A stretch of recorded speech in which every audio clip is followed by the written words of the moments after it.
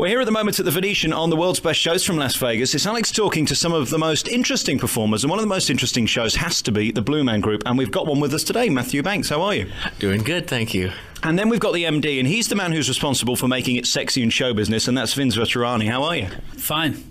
Good to talk to you. Now, I don't know who's more important. This is a spectacular show to see as a visual effect, and then, of course, it's an audio show, and then there's the Blue Men that are peculiar. Now, I've had many rows with actors in the past about what the Blue Man is. To me, they're like aliens, but they're not aliens, are they? No, they're kind of like a part dog, part superhero, and part baby all mixed together. They get very offended when I say like an alien, but for the outsider coming in, they're probably not going to know the three that you just named, are they? Well, outsider's a great word. We use that as the feeling that the Blue Men have when they arrive and they're suddenly in front of the audience. They're the outsiders, and they want to try to figure out a way to get inside. It's great for you. You don't have to say much, do you? No. And you do have to play a lot, Vince, because this is an audio spectacular as much as it is a visual one. It's very clever. Can you help me with this? I'm not doing a very good job of explaining it. It's kind of a combination of I would call it urban tribal. It's very heavy on the drums and very different string instruments that we use, and we play them in very unusual ways. Tell me about being a Blue Man every night and the makeup and the stuff that goes with it. Does it have an effect on you? Well, I mean, it's a great transforming experience. To put the makeup on is really, really essential to be getting in character, because we're taking away any cultural mask that I bring to it. My hairstyle, my ears, whether they're pierced or not, is hidden.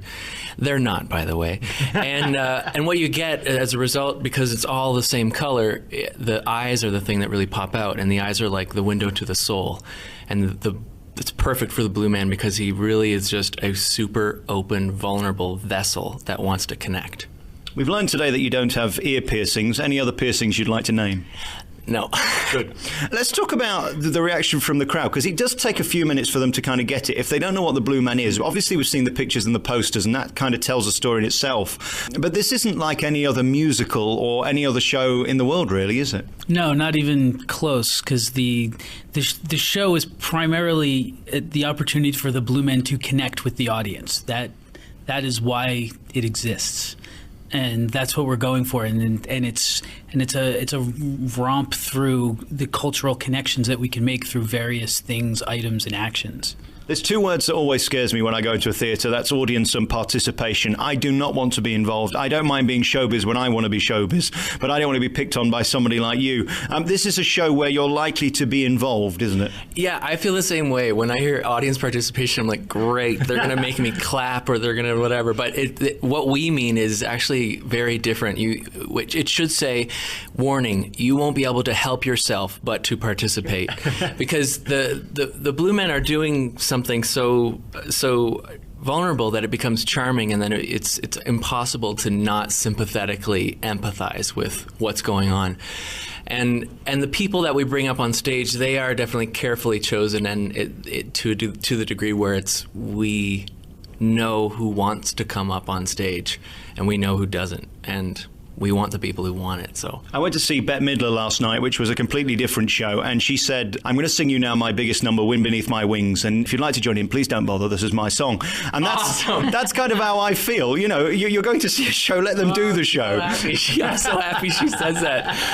I haven't seen her yet, she just opened up, but there's something very clever about a show that doesn't have any words in it, because it can work in any language, and this show does work all around the world for that reason. Yeah. Yes, it gives it universal appeal. It gives it a universal connection to anyone, because it's a common thread, it's a common experience that the show can be in Tokyo, that the show can be in Stuttgart, which just opened up, and it just commonly connects to those things in us that are human and that we all share.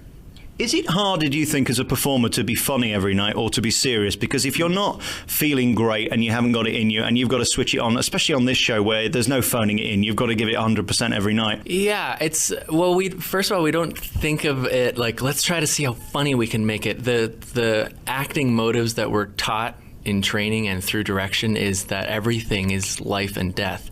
The Blue Man is seeing things not like humans see things. They're seeing things for the first time, and it might be dangerous. It might destroy everything, or so everything is very, very careful. The stakes are very high, And whenever we get into the, oh, it was so funny, that one thing, and it can kind of, we often will redirect that conversation as to funniness was the symptom of the seriousness that we were bringing to it. Which is all very clever from your point of view as an actor that knows what you're doing, but from the audience's point of view, it is just funny. Oh, it's just out and out hilarious. I know, that's the funny thing is that it's immediately just wicked rock and roll. It's totally hilarious.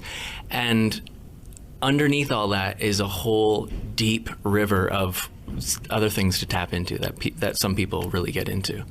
I love those stories of the old ladies and the old men who go to blue comedians and end up having to walk out within 5 minutes because they've come to the wrong show. Are there people who come here to the Venetian? Because there is a certain duplex between the Venetian and this show in a way, because the Venetian's very upmarket and very grand and very pompous and beautiful and amazing. And then your show is very raucous and in your face.